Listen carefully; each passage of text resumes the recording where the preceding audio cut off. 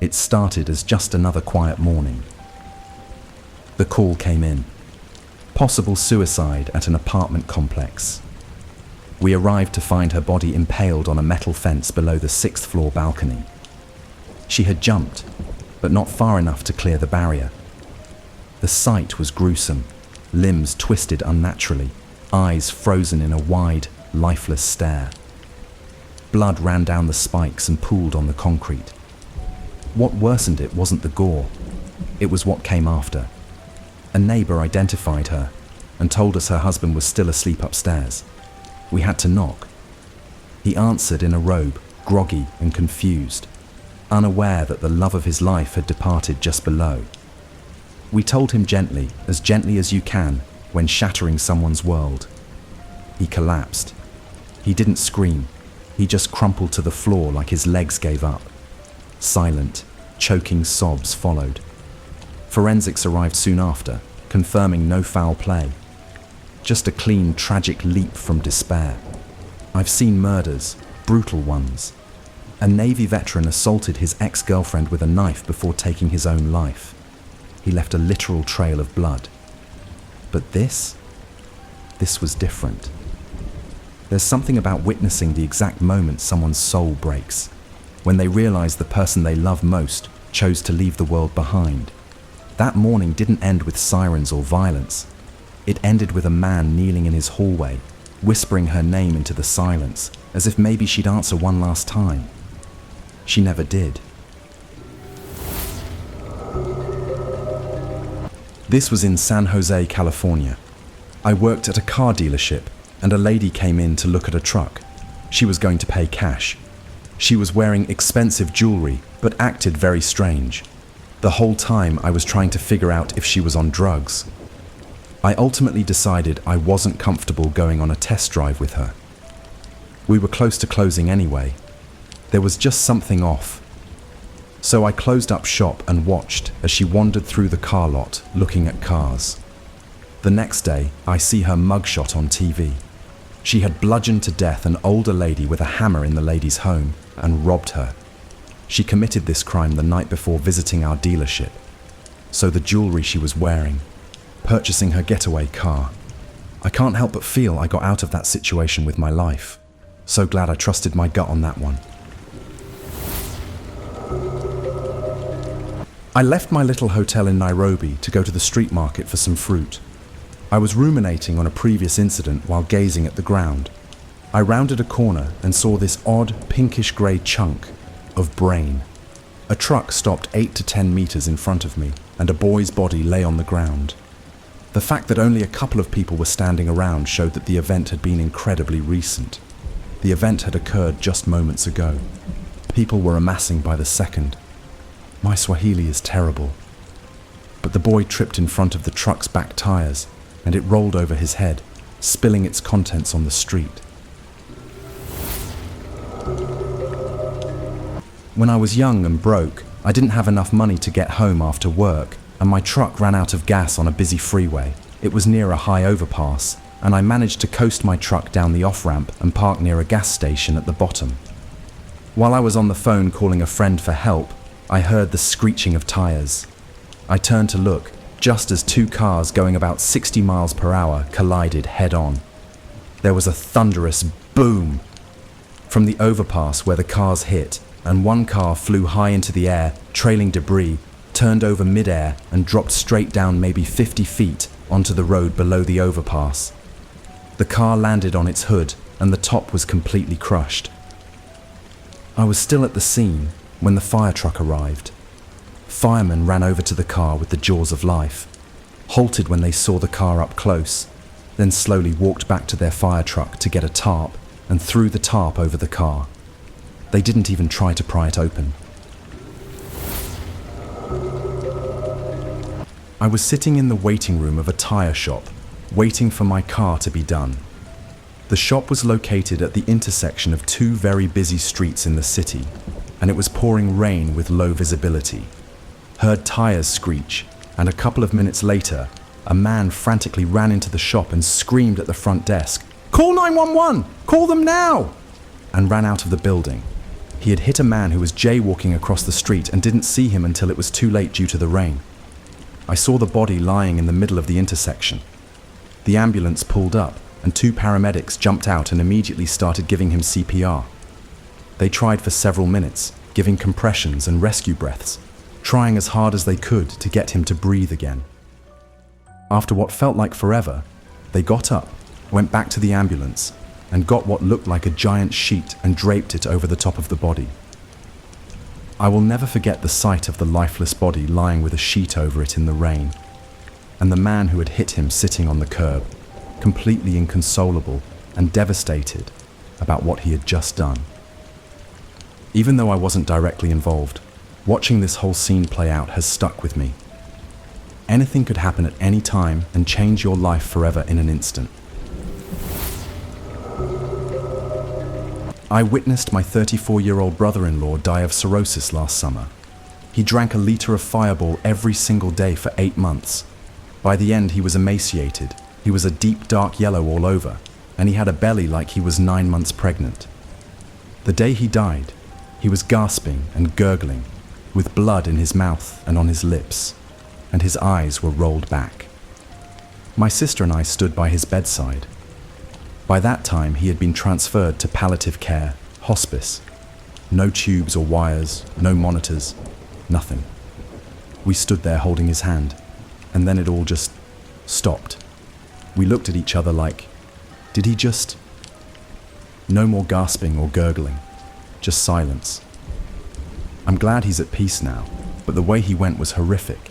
He passed away at an extremely young age. I wouldn't wish any of it on anyone. I was on a train late at night by myself. I found myself alone in the section and was zoning off with my headphones on. I luckily saw 2 guys crawling down the next section through the glass door, because one of them had picked his head up for a split second. We were approaching a stop at a parking lot when I had parked. I acted like I didn't see them and was patiently waiting for the train to stop. As soon as the doors were about to close, I jumped out the door and ran to my car. I looked back and saw them both stand up when they realized I jumped out. Fucking creepy. She was actually a friend of his. He was attempting to break up a fight between her and her girlfriend outside a bar, and she got upset and tried to drive away, running over him twice and dragging his body through the parking lot, dropping him when she hit a speed bump. She said she was so drunk she didn't even feel any of it. At first I didn't believe her, but after 7 years of her showing true guilt and remorse and being nothing but kind, respectful and apologetic to our family, I forgive her. She was a good person in a bad place, and as terrible as it is that I lost my brother, I honestly don't think she deserves to have her entire life ruined. She served approximately 6 years. I can't tell you whether that was enough or not. Most would say that's not nearly enough for killing an innocent man, and I guess I agree. But it was also very clear to me that she loved him and did not ever intend to hurt him, and absolutely hated herself for what happened. I guess it's not the standard reaction, but I really wish the best for her. First day as an EMT, literally 20 minutes on the job at a tiny volunteer service. We get paged out to stage. A man with a shotgun just walked up to the local hotel. He blew his head off 3 minutes later. We roll up. I get to go confirm pulselessness, since not doing that is how people show up at the morgue still alive. The boss gave me the option to defer since I'd been on all of 0 days, but I declined. So I walk up and move half his jaw out of the way, which is split right down the middle along with most of his. He puts it underneath his chin, and he hiccuped. What actually occurred is known as an agonal respiration, which is your body's final attempt to maintain your life. This is essentially a biological emergency response. I jumped straight out of my skin, slipped in the puddle of blood, and ended up getting an entirely new uniform 2 hours after getting my first. And now I hear that hiccup anytime something startles me. But I'm still in EMS, so it's lost in the cacophony of unpleasant memories. I was about 10 when my family was staying at a cabin in the mountains in the winter. It was a snowy night, and my parents and uncle had all gone to their bedrooms to sleep. My siblings and cousins and I were all sleeping in the living room. At some point, I was awakened by a chilly draft. When I opened my eyes, I saw the front door was slightly cracked, and there was a man making eye contact with me. In the middle of the night, in the freezing cold, on the deck of a cabin that was way up the mountain, far removed from town, I screamed for my dad. The man disappeared into the darkness. My dad quickly came to the living room and turned on the porch lights. The man was just standing in the driveway, silently looking back at us. He claimed he was just looking for a drink of water.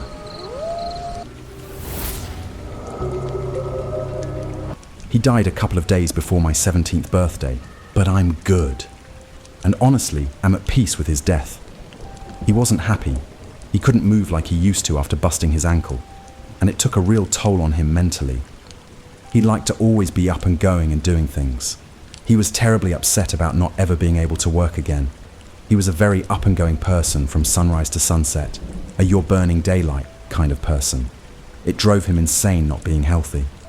He always told me if he couldn't take care of himself to take him in the backyard and shoot him, Old Yeller style, and he couldn't take care of himself the way he wanted to. He always said he didn't think he would make it past 50. Sure enough, he died at 50. My brother also always said he knew he would never get old.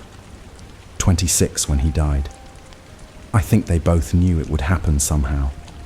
It's weird how that works. The day before my dad died, he was doing fine, freshly sober, and suddenly had a whole freak out and was fighting everyone from 7 p.m. until 2 a.m. We had to call the police and everything. By the end of the night, he was lying on my lap crying, saying, "I love you and I'm sorry," for probably 20 minutes straight. I think that was the peace and closure he needed. It was a bitter winter morning, and I was either still 12 or had just turned 13. I can't quite remember. My school was a solid mile away, and the sidewalks were buried under fresh snow. I was trudging along, my breath visible in the cold, when a van pulled up ahead of me and eased onto the shoulder of the road. Immediately, something felt off. Instead of rolling down her window like most people might, the woman in the van got out and walked toward me. She smiled and asked if I wanted a ride because of the weather. I froze in place, every alarm bell going off in my head. The van had dark, tinted windows. Couldn't see a thing inside. I told her politely, "No, I'm fine. Thanks anyway." But she insisted, again and again. There was something off in her eyes, like she was too eager. I made something up, said I was walking to lose weight because I got bullied for being fat. It was just a quick excuse to make her back off, and at first I thought it worked. But then, everything changed. Out of nowhere, a man burst from the other side of the van. Before I could even scream, he grabbed me from behind and yanked me off my feet. My heart exploded in panic. I kicked and thrashed, but he was too strong. They threw me into the back of the van like I was a sack of laundry. 2 minutes. That's how long the ride lasted. It felt like hours. The van stopped in front of some dark, tree-covered woods, the kind of place you'd expect to find a horror story ending. The woman got out and opened the door, then reached in to grab me. But what she didn't know, I had just started taking karate. The second she leaned in, I focused all my fear into one move. I kicked her square in the stomach, hard. She gasped and dropped to her knees, wind knocked out of her. I didn't wait. I ran. I ran like my life depended on it, because it did. I tore down the icy road, lungs burning, legs aching. Just as I thought they'd catch me again, a yellow school bus rounded the corner. It stopped. I leapt in without looking back. That bus driver, he saved my life. It was 5 a.m. when I went out for my usual run. The world was still dark and quiet. I usually see a few people that early, mostly runners like me or people walking their dogs. But most mornings, it's just me and the empty streets. One of my regular routes takes me past an old cemetery. I've never liked that part, but it's usually fine. It's chilly, slightly unsettling, yet peaceful. This time was different. As I got closer to the cemetery, I saw a man up ahead on the sidewalk. He wasn't jogging. He wasn't walking a dog. He was simply standing there. I slowed down a bit, confused. His clothes didn't look like workout gear. He was wearing dark, baggy clothes and standing very still. Then he started to walk. Slow, uneven steps, like he was dragging one foot behind him. I moved to the far side of the sidewalk to give him space. However, as I moved to the far side of the sidewalk, he stepped directly into my path. No words, no sound. I crossed over to the other side. He did it again, blocking me. That's when the fear hit me. I didn't think. I ran into the street and sprinted. I didn't look back for at least 10 seconds. By the time I turned around, he had already disappeared, completely gone. There was no sound, and no figure could be seen in the darkness. There was only the empty sidewalk adjacent to the cemetery. I don't know where he went. There was nowhere to hide. There were only gravestones and a long, open sidewalk. I don't run that route anymore. Something about that man didn't feel human. It was around 2018.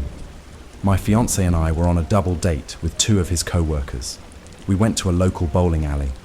After a few games, we sat at a table near the lanes, just talking and relaxing. The night was normal. Loud music, laughter. The clatter of pins is audible.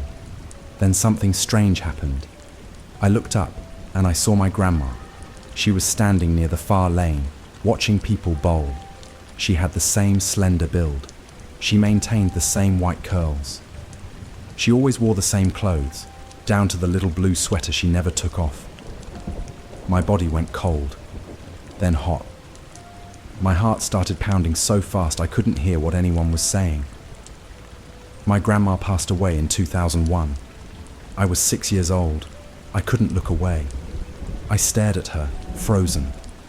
Every part of me screamed that it was her. Her posture was unmistakable. She was wearing a pair of bowling shoes. She had a serene smile on her face. It wasn't just a resemblance. It was her. But that didn't make sense. I told myself it had to be a look-alike. It was just a chance encounter with an elderly woman. This was simply a strange coincidence. But then she turned her head. She looked straight at me. She looked directly at me, not through me, and she smiled. She used to give me the same smile on Thursday nights when I'd watch her bowl. I blinked, and she vanished. I looked everywhere. I conducted a thorough examination of the area behind the lanes. I inquired whether anyone had spotted an elderly woman dressed in a blue sweater. No one had. It felt like the air had changed. Heavy, thick, like something had just passed through. I still don't know what I saw that night. But deep down, I know that was my grandma. And for a moment, she came back.